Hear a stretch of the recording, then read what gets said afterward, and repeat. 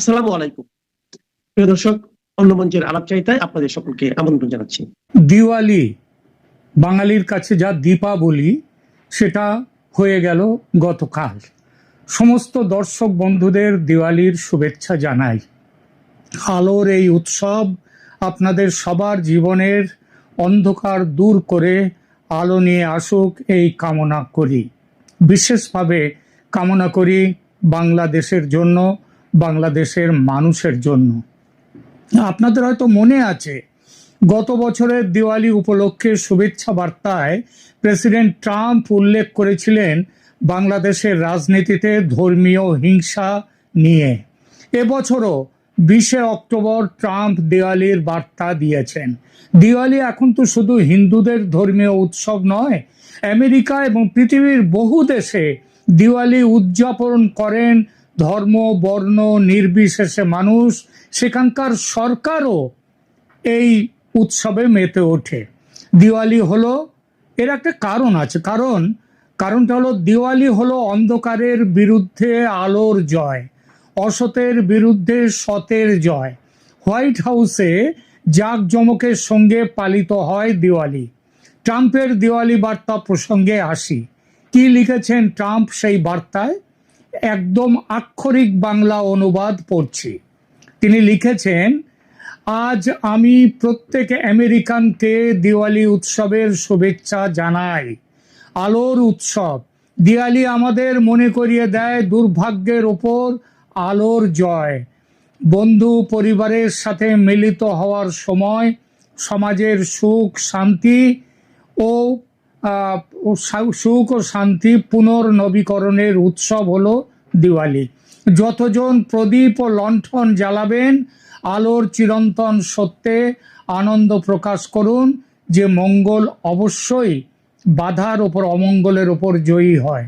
সবাইকে স্থায়ী শান্তি সমৃদ্ধি ও আশার কামনা জানাই। গতবার 2024 সালের বক্তব্যে এটাই ছিল মূল সুর। তবে এবছর ট্রাম্প কিছুটা বিশেষ গুরুত্ব দিয়েছেন পরিবার সম্প্রীতি আর আশা ও আনন্দের পুনর্নবীকরণের ওপর।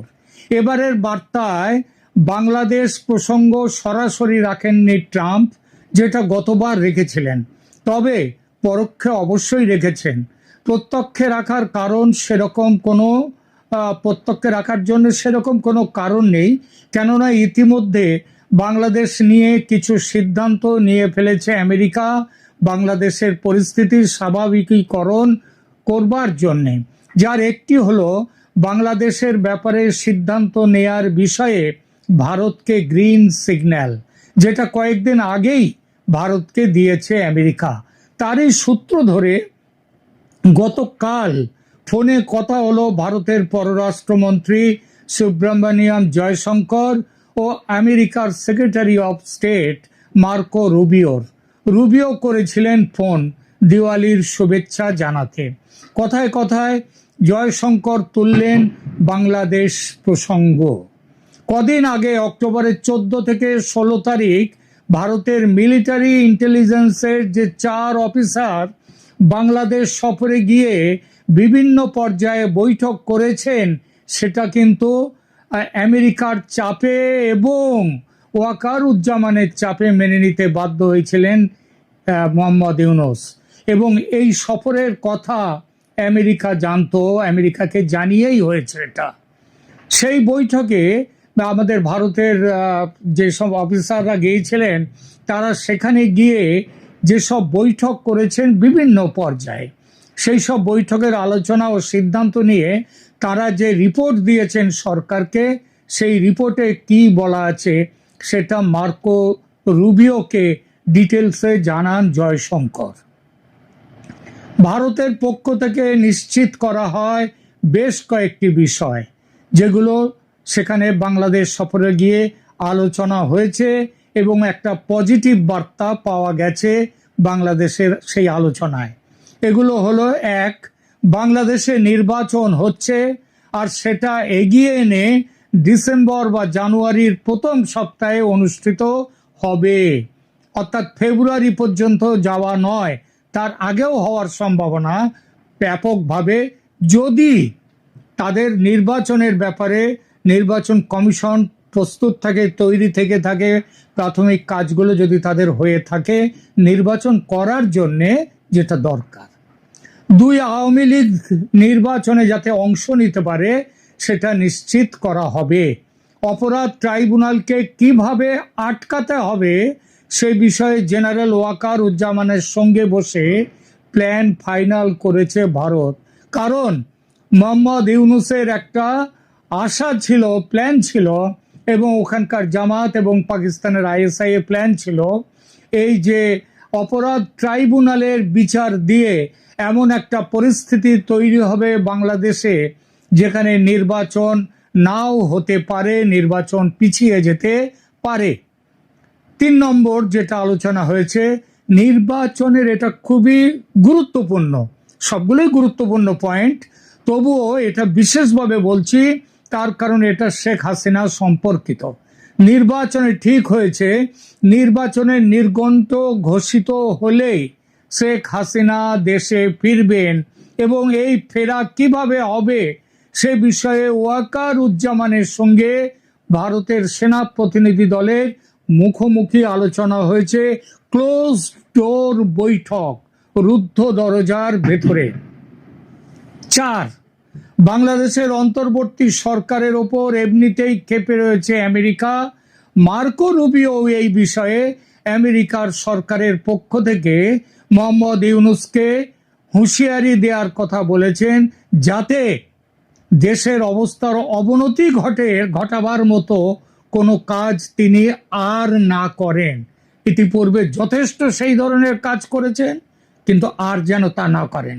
মার্কো রুবিও আরও বলেন, সার্জিও গোর অর্থাৎ ভারতের যিনি রাষ্ট্রদূত মার্কিন এবং যার এশিয়া, দক্ষিণ এশিয়ার এই অঞ্চলের দায়িত্ব ডোনাল্ড লুর জায়গায় যাকে দেয়া হয়েছে, তিনি মার্কো রুবিও আরও বলেন সেই সার্জিও গোর এই বিষয়ে ইউনূসকে প্রয়োজনীয় নির্দেশ এগুলো দিয়ে যাবেন। এই ফোন বার্তার কিছুক্ষণ পরেই সার্জিও গোর ফোন করেন ভারতের জাতীয় নিরাপত্তা উপদেষ্টা অজিত ডোভালকে। তথ্যাভিজ্ঞ সূত্র জানাচ্ছে এরপর ডোভাল এবং সার্জিও গোর মুখোমুখি বসেন। অপারেশন বাংলাদেশ নিয়ে নানান খুঁটিনাটি আলোচনা হয় তাদের মধ্যে। সেই আলোচনার বিশদ খুব সঙ্গত কারণেই বাইরে আসেনি, তবে এটুকু অনুমান যে এই পট পরিবর্তনে ক্রুদ্ধ হয়ে, অর্থাৎ বাংলাদেশের ব্যাপারে ভারত এই যে এগিয়ে এসছে এবং তার সঙ্গে আমেরিকার সমর্থন আছে, এইটা বাংলাদেশের সন্ত্রাসী গোষ্ঠী আইএসআই, জামাত, এরা এটাতে খুশি নয়। সুতরাং সন্ত্রাসী গোষ্ঠীকে দিয়ে ভারতে নাশকতা চালানোর একটা পরিকল্পনা হতে পারে।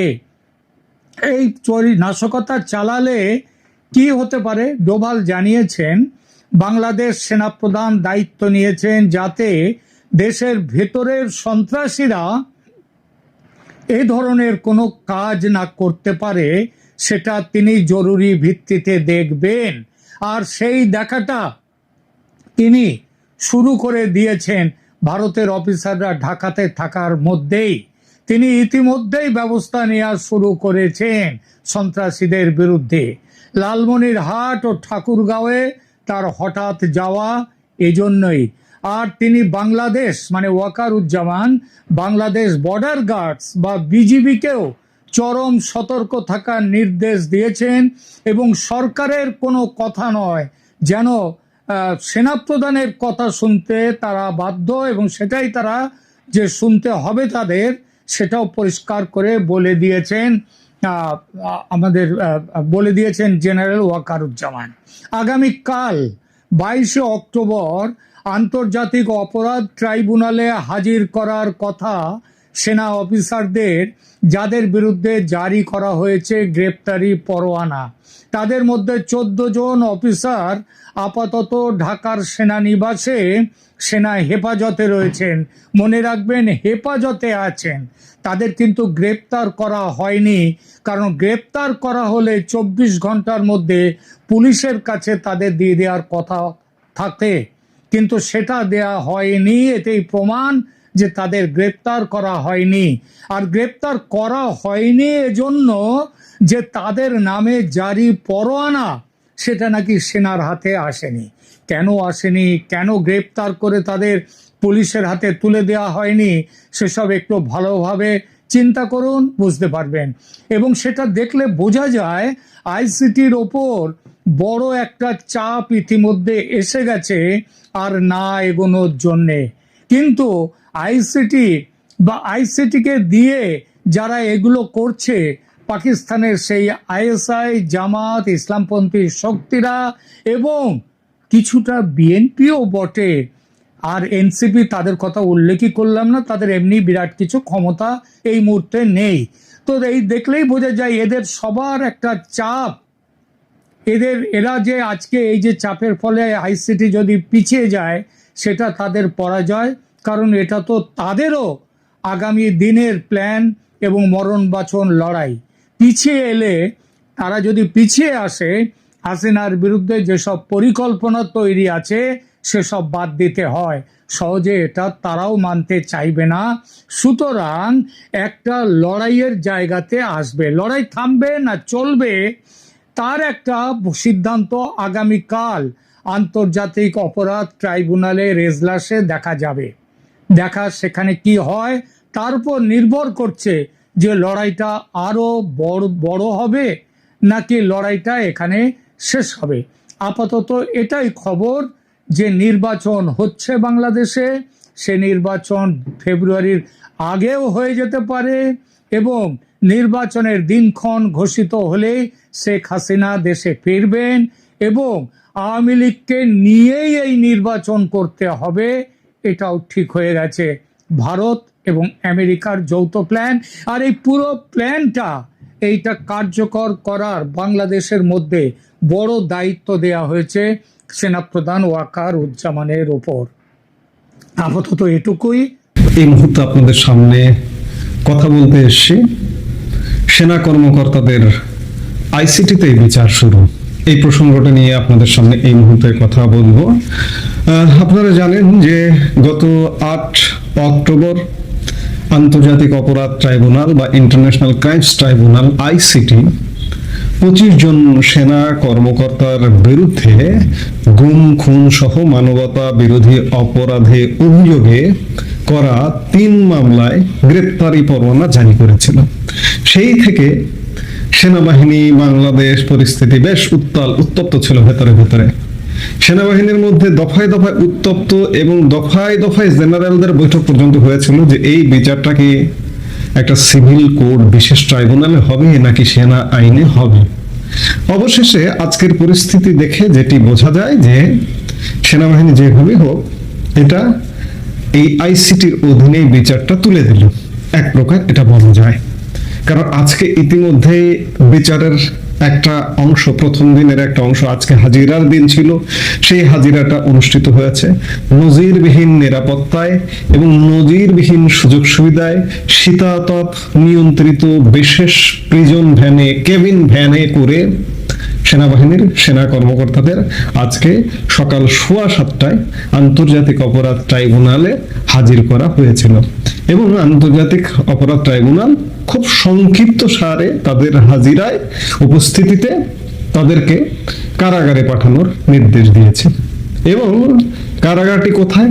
যথারীতি যে পরিকল্পনা ছিল সেনাবাহিনীর, যে সে ক্যান্টনমেন্টে একটি সাব জেল এবং স্বরাষ্ট্র মন্ত্রণালয় থেকে কারা অধিদপ্তরের অধীনস্থ একটা সাব জেল ক্যান্টনমেন্টে ঘোষণা করা হয়েছে এবং এটি মনেই করা যায় যে তাদেরকে সেই সাব জেলে রাখা হবে এবং সেই সাব জেলটি তারা যেহেতু শীততাপ নিয়ন্ত্রিত প্রিজন ভ্যানে এসে আদালতে হাজিরা দিতে, সেই সাব জেলটিও শীততাপ নিয়ন্ত্রিতই হবে, এমন প্রায় ঘটাটাই স্বাভাবিক। দেখুন, সেনা কর্মকর্তারা এখানে মেজর থেকে ব্রিগেডিয়ার জেনারেল, মেজর জেনারেল পর্যন্ত আছে। তারা ওয়ারেন্ট অফ প্রেসিডেন্স অনুযায়ী অনেক নিচের দিকে।